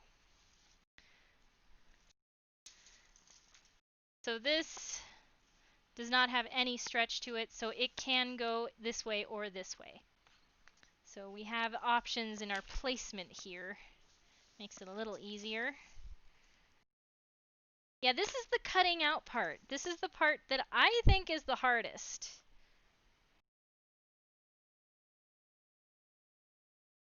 Why is that suddenly held? Weird, my pretzel rocks was just suddenly held by the auto mod? Okay. Oh, probably because it's not actually playing the music. Because I'm hearing the music so that my headphones don't go to sleep. But I turned it off for you guys.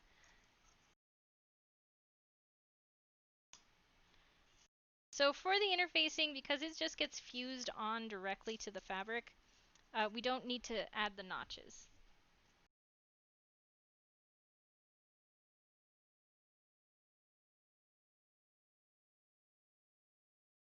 You might want to redo the notches. You'll find them. You'll see them if it's fused and like the notch itself has fused closed. You'll still be able to find it and just re-snip those.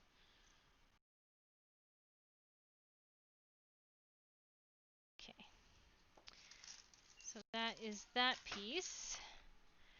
We only need to cut 2 of the shoulder strap interfacing. So that's gonna look like, let's see, we're gonna have to unfold this. Over there.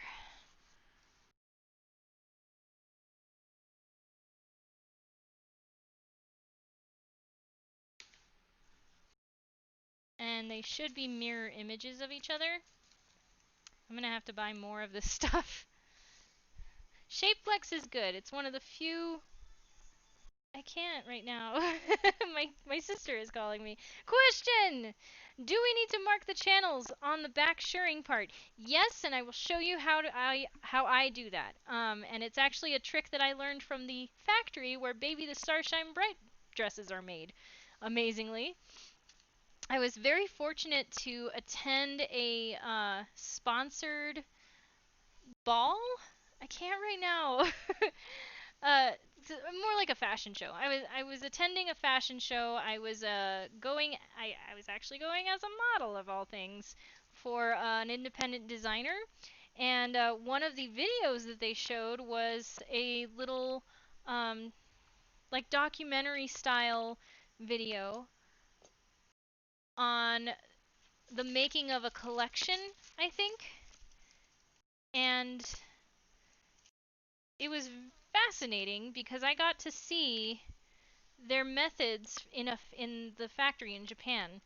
Tokyo Young, I think they're called, is the factory. Some of their stuff, I'm not going to lie to you, some of their stuff is made in China.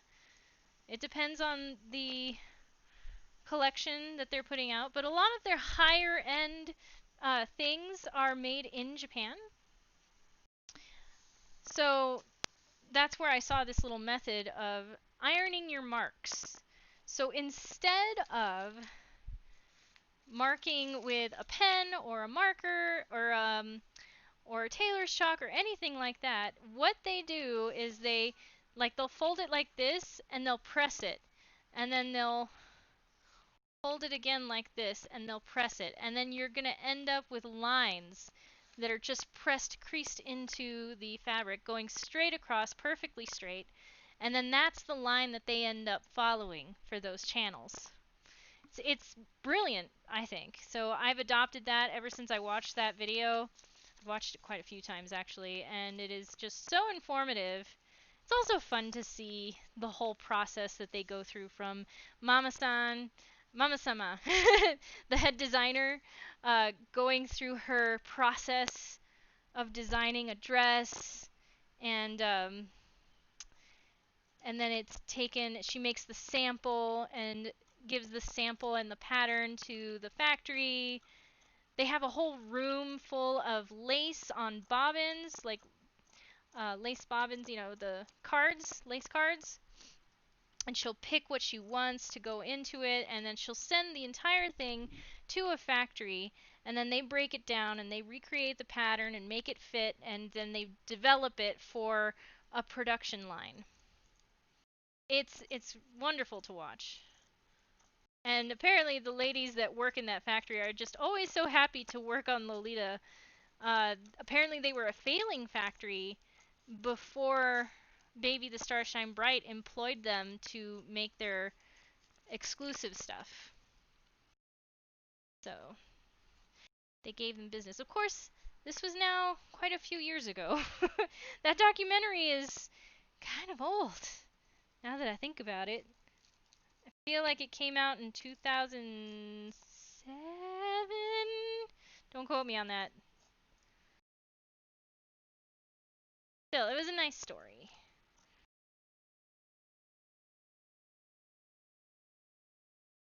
Okay. Have our shoulder straps. And what did I do? Right here. This guy.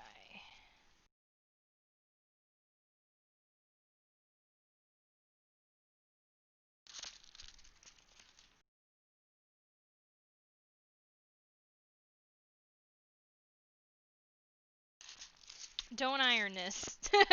Just don't do it. Tempting as though it is. It's okay. If it's thrown off a little bit, you can trim it. It's not the end of the world.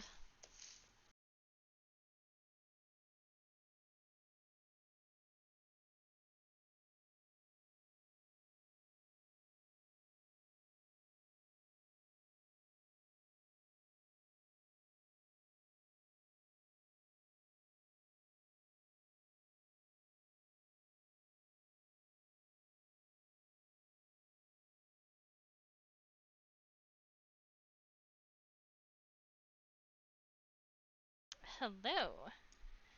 Aw. Sophie Acre has liked the stream.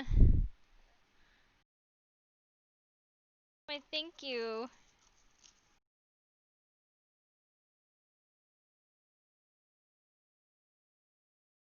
Okay. Let's see, what else do we have left? We have our middle bodice pieces. Whatever those are called. The little strips. Do I have... Don't know if I have big enough pieces here. This one. Nope. So that's not gonna work. I'm holding off cutting the interfacing because I still have the pattern pinned to the fabric. Oh, well, I see.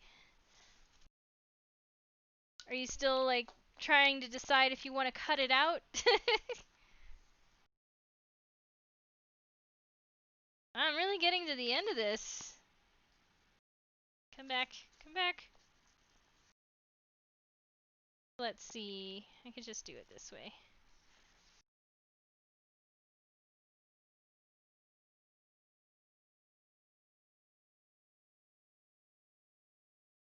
Doesn't even need to be that wide.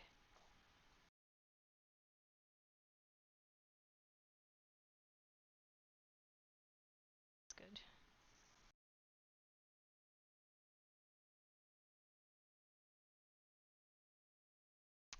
Oh, you're seeing how I mark the channels. Oh, okay.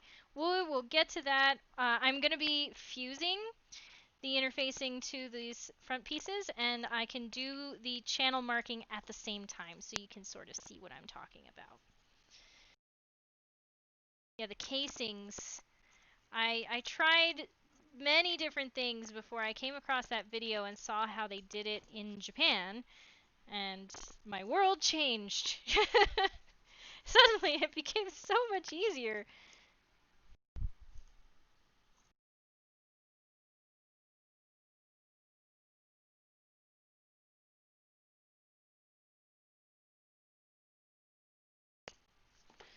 Okay.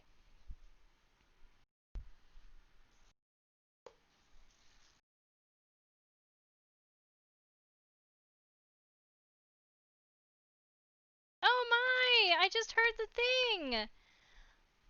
What? Thank you so much, Minty. Oh, did you see? Did you see the new things? I have new things. I got some new little animations.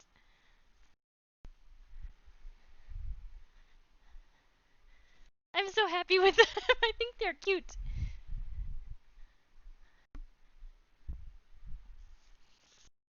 Alright. Okay. Let's get on with it. All this cutting. It's never been my favorite part. But once it's done, and then you can, like, get on with the fun stuff, you know? Alrighty.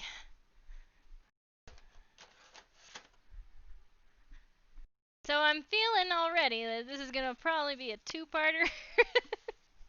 All the cutting, it always takes so much time. I don't want that to discourage you, though, but there is some time to be invested. Okay, so here we have our front side. We have our front middle, which goes this way. We have our center singular right here. And then our lining pieces are here. We also need to interface the front part of your shoulder strap. So the shoulder strap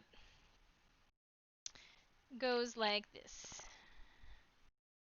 So this is going to follow the curvature of your top bodice here, so that it kind of looks like it's going outward. See what I mean? And then it kind of goes in a little bit on the back. Okay. So for the shoulder strap, however, we want to make sure that we have our opposites. So we're going to have our front pieces. We're going to pull off our fronts, set those aside. These are going to be our backs, and they'll be set there. So these are the ones that we apply an interfacing to. So let's get my iron ready. Wake up, iron! Wake up! We need you! Okay, so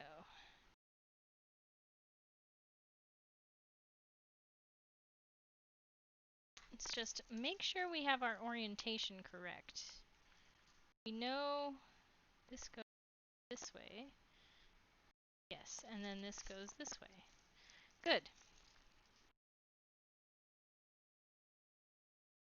Now these are mirror images of each other, so even if we... And they don't have a right side or a wrong side, so even if I did put the interfacing on this side, so long as it's the opposite of the other one, it could still be flipped over and used. Just gotta make sure our double marks are facing towards the middle here, because these are the double marks that they're supposed to match to. It's gonna be kind of fun. I haven't decided what kind of trim to put in here yet, but you can definitely see it. That was my goal. Okay. So because I folded this when I cut it, my adhesive is on mirror images of each other. Like this. There is a slight diagonal down here for the middle part. This one I have my marks on. It is like symmetrical, so I'm not too worried about that one either. However, I do want my marks. This does have a wrong side and a right side. The marks are on the right side because it's supposed to have the ribbon on that side. We just need to make sure that our adhesive is facing down. I can't tell you how many students I've had who didn't understand why it wasn't sticking, and suddenly the plate on their iron was getting all messed up. So the adhesive side down is the bubbly side. It's the little textured side.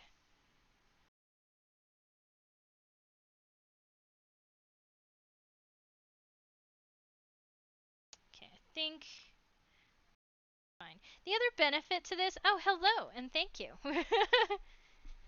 Oh, nerdy burb, you have subscribed. Thank you so much. Isn't that cute? I love the little frame. Thank you so much for that.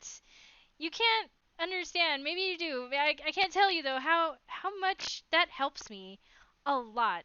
I dedicate a lot of my time to these tutorials and to streaming and just chatting with you guys and showing you stuff, and the last time I got a little payout from it, and I'm like, I can afford my rent.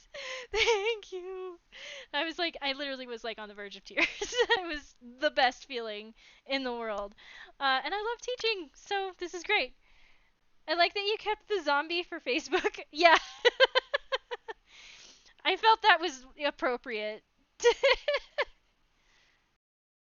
Aw, you guys are awesome. Yeah, you know what? And I do want to mention too that if you have Amazon Prime, you have Twitch Prime. And you get to use your free subscription to any channel of your choice once per month for free. So if you have Twitch Prime, you can subscribe for free. And that helps me out too.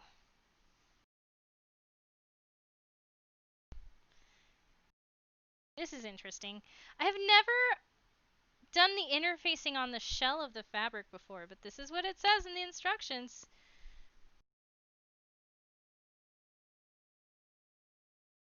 I'll be honest with you, the instructions are a little bit whack. I mean, it is still the step-by-step if you just like look at the diagrams and then look over to what it's referring to. I mean, it's pretty basic. But then they have those weird suggestions like putting in the elastic before attaching the skirt and like, why? So this is another one of those weird things, but I think I understand why they're doing this.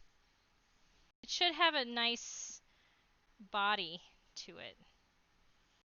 Like a firmness. Okay, so these are fused.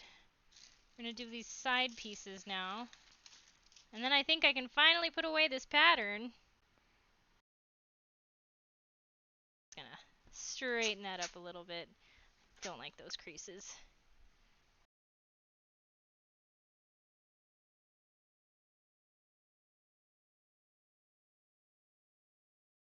Remember, you do it on the back side.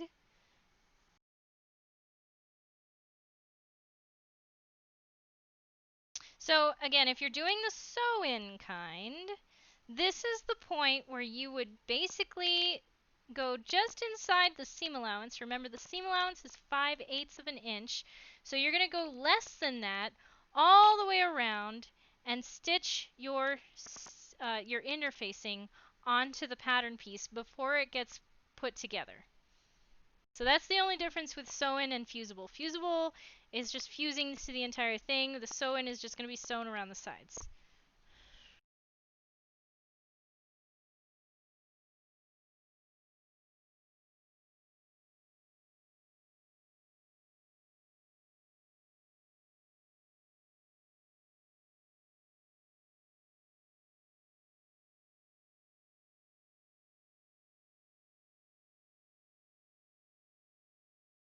Okay. So my bad habit to lift it up right away after I fused it is something you shouldn't do because it has the potential of still being soft and might separate your interfacing. So letting it cool after fusing is highly recommended and something that I really need to practice a little bit more. I get impatient. That's for sure. But sometimes you cannot rush things. Having a little patience and doing the extra thing is going to help you and save you a headache in the long run.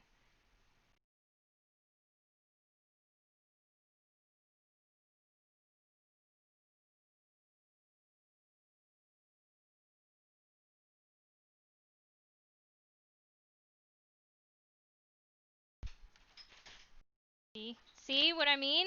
Did I just tell you?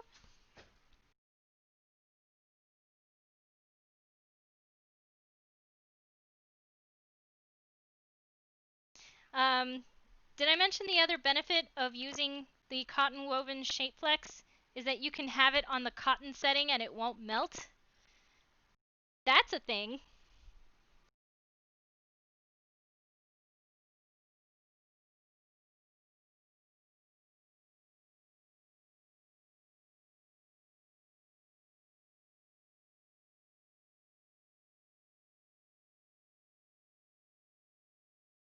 So don't worry, you guys. If you can't stay for the whole thing today, it's going to be available in the archive video.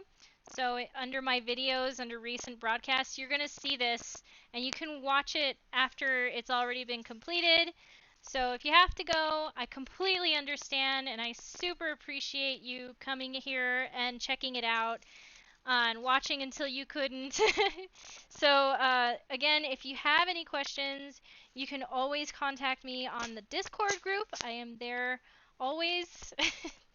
So do let me know if I need to explain something one more time. I'm gonna get to the channels, don't worry. I haven't forgotten. Did I? I didn't. Oh. One last thing. I gotta do the shoulder straps.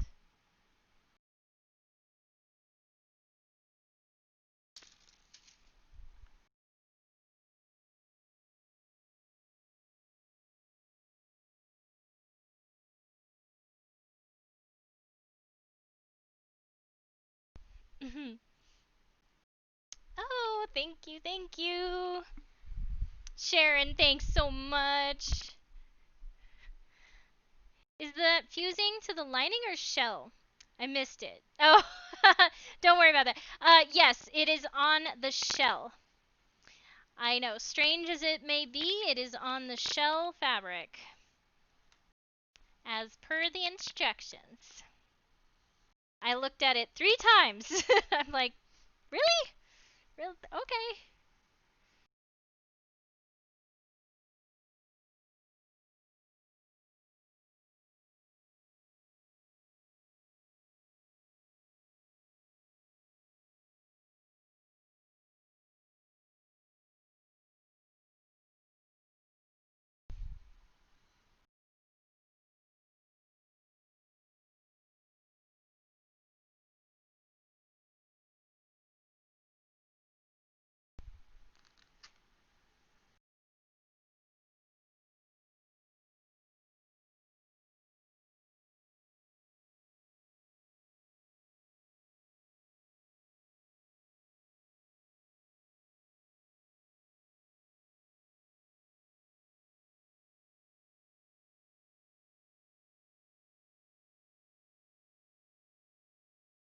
Okay. So that's the back part. Now, here we have our back bodice that's going to be shirred. So I did make sure that I marked the fold. There should be this way. Okay. It's a good thing I have an all-over print, because that makes it a lot easier to not have to worry about orienting the pattern in any kind of direction. Hello, Snow Priestess! Hello! Yeah, I know, isn't that odd, Sierra? I'll even find it for you. It's just to make sure that I'm not crazy. Yeah, so these instructions. Like, if I just chose to do this on my own, I would draft a facing for this for one and do it completely differently. But anyway, yeah. It says dress A is here. Apply interfacing to one bodice center front. Remaining bodice center front will be used as the facing. That's the lining part. Cut 10 pieces of the ribbon. Oh, that's applying it to blah, blah, blah, blah. Apply interfacing to bodice middle front. Apply interfacing to pin bodice side front. Apply interfacing to shoulder straps. That one at least makes sense. It's just like very strange decisions here. I don't think Andrea Shu knew really what the heck she was doing, but it's close enough. Alright. So we have our giant piece. Now the other thing that I would do too is I would not make it folded like this. Actually, the pleated skirt recommended or had it drafted this way in that you basically had a quarter of it and then like this the draft, and then this is a fold, and this is the fold. So you have one giant piece like this as the back that's then folded like this, and then it gets all scrunched up, and this is the back shirring. I like to put a separate piece together, so instead of the fold here, because sometimes you might want to have, I don't know, like a little piece of chiffon, like folded chiffon ruffle right around here, or lace, or whatever. And you need that seam in order to apply that kind of element. So this is fine for a quick finish. It's fine. In any case, then sometimes I like to do like a separate piece so I have a lighter lining material instead of 2 times folded or just a folded piece of quilting fabric for both sides. It's just easier and gathers better that way. But this is what we're doing now. So we're going to show you how to do the casings. Now let me just make sure. Okay. So when you are putting this together, like when you start to do your channels across here, on the top and on the bottom, you're going to be following this fold at about 3/8 of an inch right around here. So you're just going to follow the fold and use that as your guideline to sew a 3/8 inch line below that. That's your first casing right on the top. So there's no marking for it. The second one, let me just make sure here. So the second one of these is a notch. Okay. So the higher one is the casing. So this lower piece right here, this is your placement notch. That's not a casing placement. Here is your notch. I mean your casing placement. So you're going to take these 2 upper notched places and you're going to pinch them. And you get a perfectly straight line.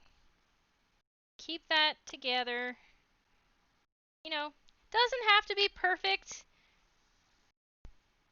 And you're going to iron this.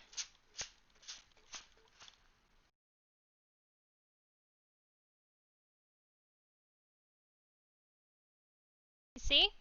That's your new guideline for casing. You could probably use the one at the bottom to make the bottom bit, but you're going to follow this line. You're going to sew exactly on that line.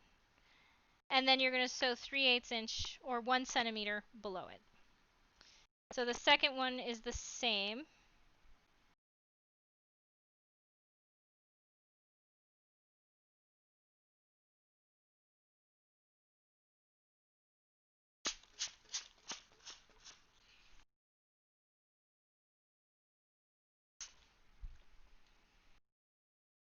I'm going to do the next one too.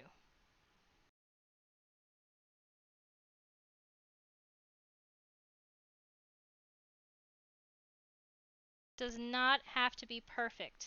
So don't be hard on yourself if it doesn't come out like exactly aligned. So long as it's straight enough across to get that casing in, you're going to be fine. So this is super creased. You can soften that a little, but you're still going to be able to see that line to follow when you're working on your machine.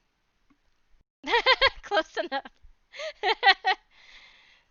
So can you see that okay? Let me get a close up here so you can sort of see what I'm talking about. So now you can really see that crease, right?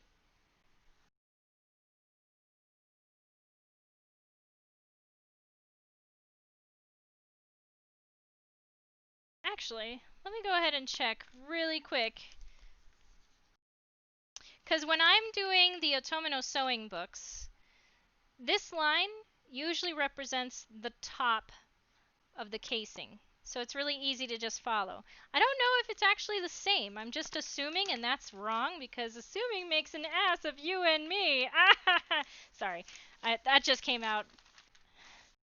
my inner dad, and I'm not even male. Dad jokes everywhere. Okay. So, follow back, bonus long fold line, having wrong sides together, blah blah blah. Base size to form 2 form casings. Stitch 3/8, 1 centimeter from upper edge. Yes, I said this. And 1 inch from lower edge of bodice. Oh, okay. So you're gonna do the bottom of the bodice at 1 inch. That makes sense. Okay. So then the casing, so in this case, it is the opposite. Good, good, good, good. So everything is fine. Oh, time to go, Minty. Bye, Minty. I love you. Okay, so we have, let me just go ahead and mark our fold as well.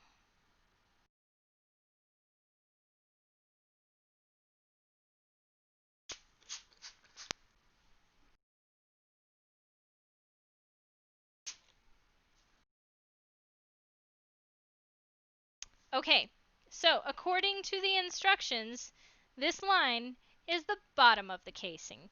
So you're going to be following this, and the needle is going to be above at 1 centimeter, or 3/8 of an inch. Here, you're following the fold, and it's going to be below 3/8 of an inch. But each of these lines, this is the bottom of the casing. So you follow this line, and 3/8 of a centimeter, 3/8 of an inch above this, or 1 centimeter, is going to be your casing placement. So on the line and above it. On your line and above it. And then over here, you have a 1 inch difference.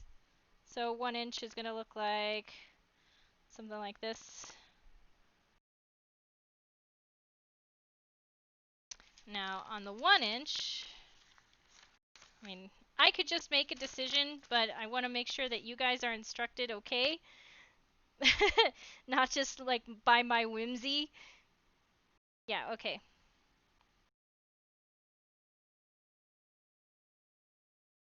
So 1 inch is 1 casing line, and then 1 centimeter above that. So the lines are the placement at the bottom, and then a centimeter above that is the top of the casing. Cool. I hope that answers your question. See it this way.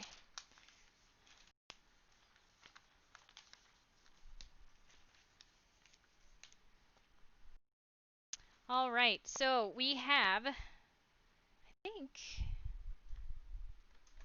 everything is pretty much prepared for construction at this point. Sure, we got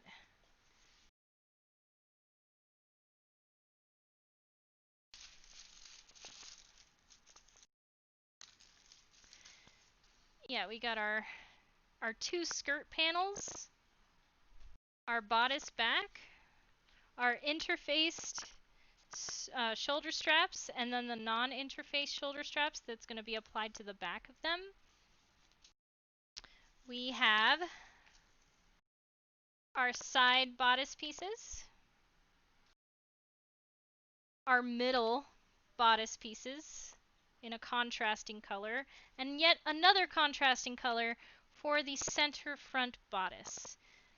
We have our lining pieces that match the front bodice. So the center front, the side, the middle. So that's really all the pieces for this jump skirt. Once you break it down, it's not that many. Yeah, you got these elastic guides, which I mentioned earlier. Keep these. Don't cut them out. Just unroll your elastic and match it to the line that you're looking for. We have a bow pattern that I cut out just in case you guys wanted to learn how to make a bow. If you wanted to have a bow decoration for this dress.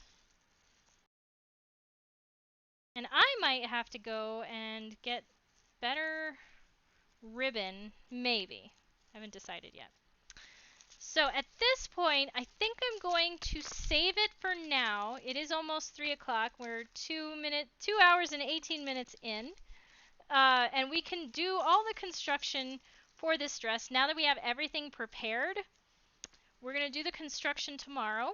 So part 2 of the tutorial is going to be tomorrow, you guys. I am going to export this whole stream to YouTube so that my YouTube peeps have access to this if they're not aware or familiar of the Twitch stream. Okay. So right now, does anyone have any questions before we adjourn for the day? This is basically a college class length. I will take questions. All right, Dwerman, thank you so much for being here. We'll see you next time.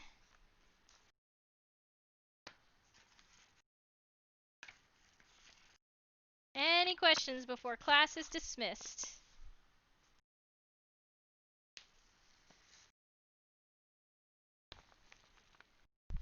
Okay. I'm so glad that this was helpful. And if you think of anything after the fact, you know where to find me on Discord. I'm also in the Lolita Sewing Collective, so if any of you are from there and you are not on my Discord server, you can certainly contact me on Facebook or through my blog or wherever. I am available. So yeah, if you think of something that you need me to show you tomorrow, just let me know and I will make a point to do that. So for now, oh, are you going to insert the back shirring panel the way they say or your way? Oh no, it's gonna be my way. Oh hell no, I'm not doing it like that. Yeah, that's gonna be a big difference and it's gonna make everybody's lives a lot easier for making this dress. It's kind of ridiculous. I have very strong opinions of how they decided to tell people to put this thing together. Those poor, poor people. Alright, everybody. So I will see you tomorrow for the continuation of the strawberry shortcake jump skirt. I guess that's what it is now. Nice catching up. See you tomorrow. Alright, Sierra. Have a good night, everybody. Have a good afternoon, good evening. We will see you later. Bye.